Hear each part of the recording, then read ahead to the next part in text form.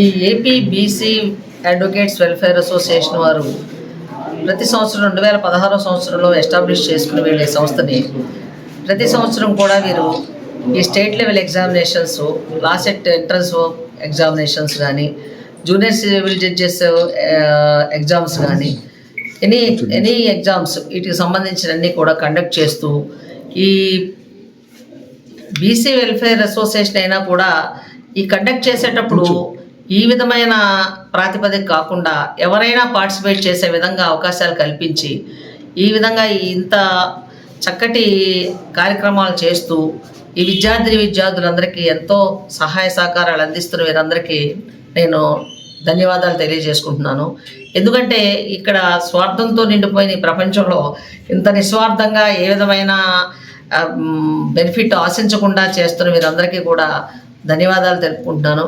వీరు ఇదే విధంగా అభివృద్ధి చెంది ఈ విధానమైన ఎగ్జామ్స్ కండక్ట్ చేస్తూ ఈ విద్యార్థులకు సహాయ సహకారాలు అందిస్తూ వేరే ఇతర ఎగ్జామ్స్ కూడా కండక్ట్ చేస్తే అవకాశం ఉంటే కూడా ఆ విధంగా కూడా చేసి వీరికి ఈ కోచింగ్లు అవి తీసుకుని ఎక్కువగా డబ్బులు ఖర్చు పెట్టుకునే స్థితిలో లేని వారందరికీ కూడా ఈ విధానమైన సహాయ సహకారాలు అందించాలని ఆశిస్తున్నాను. నేను విద్యను అభ్యసించే విద్యార్థులకే కాకుండా ప్రతి విద్యార్థులకు కూడా నేను చెప్పేది ఒకటే, ఈ విద్యను ఆర్జించే సమయం అనేది ప్రతి మనిషికి కూడా చాలా విలువైనది. ఎందుకంటే మనం పుట్టిన దగ్గర నుంచి మ్యాక్సిమం ఒక 23-24 ఇయర్స్ వరకు మంచి క్రూషియల్ టైం అది. విద్యను అభ్యసించడానికి కానీ, రకరకాలైన కోర్సులు నేర్చుకోవడానికి కానీ ఇప్పుడు ఉన్న ఈ ప్రస్తుత ప్రపంచంలో చాలా ఎక్కువ అవకాశాలు ఉన్నాయి. ఇంతకు ముందు కంటే కూడా చాలా అవకాశాలు ఉన్నాయి. అదేవిధంగా ప్రాబ్లం ఏంటంటే విద్యాభ్యాసానికి ఎంతటి అవకాశాలు ఉన్నాయో చెడిపోవడానికి కూడా అంతే ఎక్కువ అవకాశాలు ఉన్నాయి. కానీ నేను వీరందరినీ ఇక్కడ వచ్చిన విద్యార్థులందరినీ కూడా, ఇతర విద్యార్థులు కూడా నేను కోరుకునేది ఒకటే, ఈ కాలాన్ని వృధా చేసుకోకుండా ఈ సమయాన్ని చక్కటి విద్యాభ్యాసానికి, రకరకాలైన కోర్సులు నేర్చుకోవడానికి ఉపయోగించుకుని వారి కాలాన్ని సద్వినియోగపరుచుకుంటే మిగిలిన లైఫ్ అంతా కూడా చాలా ఆనందంగా గడపచ్చు. ఈ అట్రాక్షన్స్, ఇతర అట్రాక్షన్స్కి లోను కాకుండా పిల్లలందరూ కూడా భవితవ్యాన్ని ఎంతో మంచిగా అభివృద్ధి పదం వైపుకి నడవాలని నేను ఆశిస్తున్నాను. AP BC advocates association state general secretary. మరి ఈ యొక్క మా అసోసియేషన్ ఏర్పాటు చేయడానికి ముఖ్యమైన ఉద్దేశం ఏంటంటే, అడ్వకేట్స్ యొక్క సమస్యలను పరిష్కరించడానికి మేము ఆలోచించి మా యొక్క స్టేట్ ప్రెసిడెంట్ అయినటువంటి పల్ల కృష్ణ యొక్క ఆధ్వర్యంలో ఈ యొక్క అసోసియేషన్ 2016లో ఏర్పాటు చేయడం జరిగింది.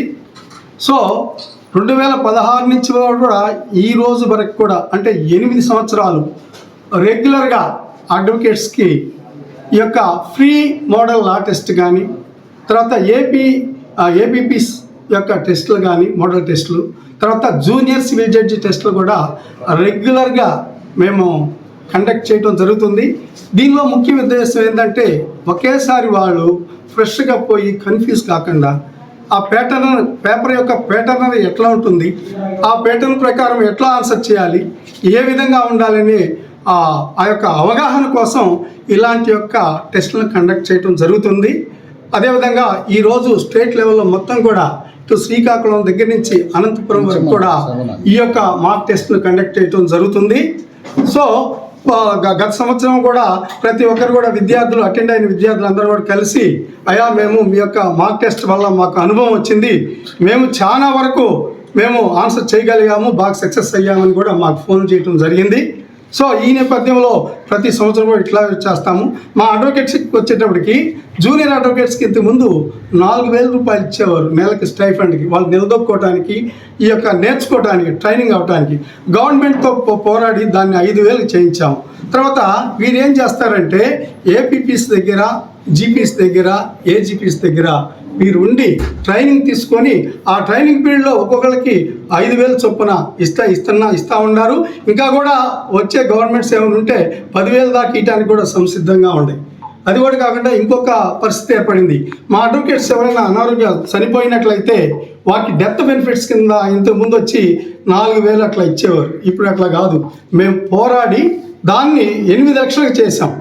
4 లక్షల నుంచి 8 లక్షలు చేయించాం. తర్వాత రెండోది ఈ అడ్వకేట్స్ వెల్ఫేర్ ఫండ్ కింద గవర్నమెంట్తో మేము రాయబారాలు చేసి కొట్లాడి దాన్ని 100 కోట్ల వరకు కూడా దాన్ని ఎన్హాన్స్మెంట్ చేయించగలిగాము.